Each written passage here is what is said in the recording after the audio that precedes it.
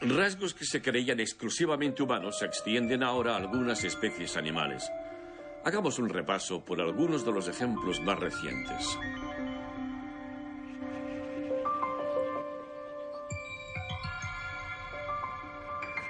Un estudio de la Universidad de St. Andrew revela que los delfines se comunican entre ellos de la misma forma que los humanos, llamando a cada uno por su nombre.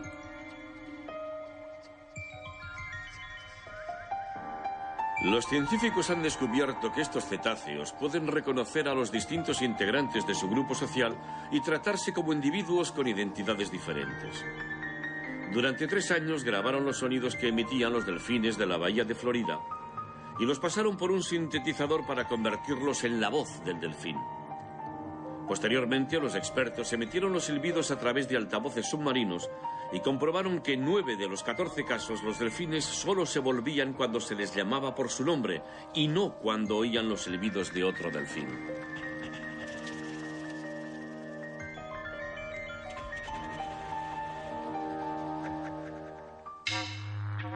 Científicos de la Universidad de Parma han demostrado que los monos recién nacidos también imitan gestos faciales como forma de aprendizaje social. Y lo hacen mediante el mismo mecanismo que los humanos, las neuronas espejo, que se activan cuando el animal ve hacer un gesto y luego él lo reproduce. El estudio se ha realizado con 21 monos rhesus de distintas edades. A los 3 días de nacer se ha comprobado que los animales ya copian expresiones humanas como abrir la boca o sacar la lengua. El hallazgo demuestra que la mímica no es exclusiva de los grandes simios y que surgió en la evolución mucho antes de lo que se pensaba.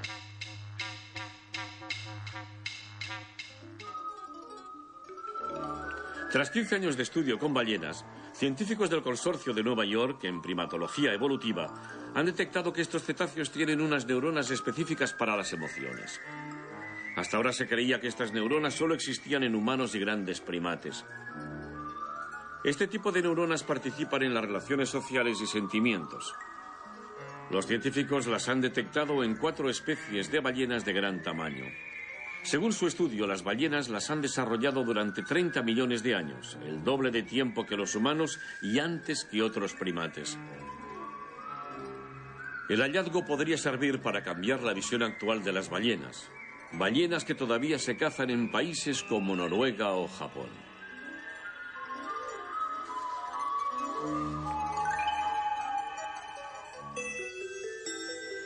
Se dice que los elefantes tienen sentimientos y que nunca olvidan, pero ¿hasta dónde llega su conciencia? Un estudio desarrollado por la Universidad de Kenia demuestra que los elefantes adoptan un comportamiento especial al encontrarse ante ejemplares muertos de su misma especie. Los científicos han seguido durante 14 años a una familia de elefantes que perdió a uno de sus miembros. Una semana después de la defunción, la familia volvió al mismo lugar donde dejó al elefante difunto, recorriendo el mismo camino. El estudio también demuestra que los elefantes solo sienten empatía hacia los restos de su especie, independientemente de si son familiares o no. Con este estudio se desmiente la teoría de que solo el ser humano es capaz de desarrollar rituales para sus fallecidos. ¿Qué nos hace humanos? Hemos visto que ni el hecho de tener un lenguaje propio de comunicación, ni las emociones, ni el reconocimiento, ni la conciencia nos define. Esto sí, nuestra especie es única en el deseo de diferenciarse del resto.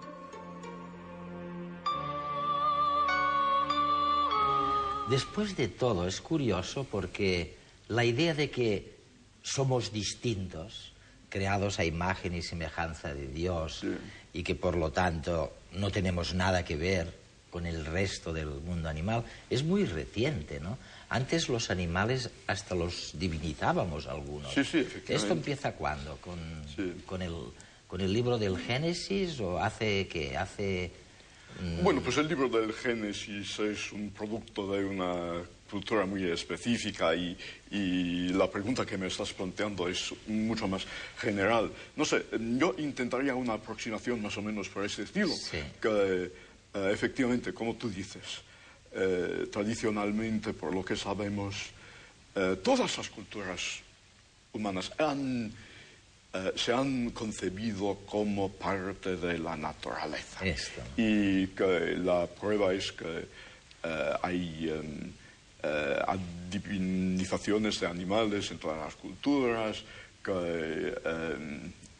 bueno, los pintores las pinturas rupestres, miles de años antes de que se les ocurrió la idea de pintar a un ser humano, estaban, claro que estaban, lo que les rodeaba eran esos otros animales. En yacimientos como la gran sepultura mesolítica de Skatholm en Escandinavia, los perros están allí, sepultados al lado de los seres humanos, con las mismas señales de honor como los humanos, porque eran grandes cazadores y había que apremiarles con los mismos dones, las mismas muestras de honor como a los humanos. Así que todos formaban, perros y humanos, una sociedad integrada.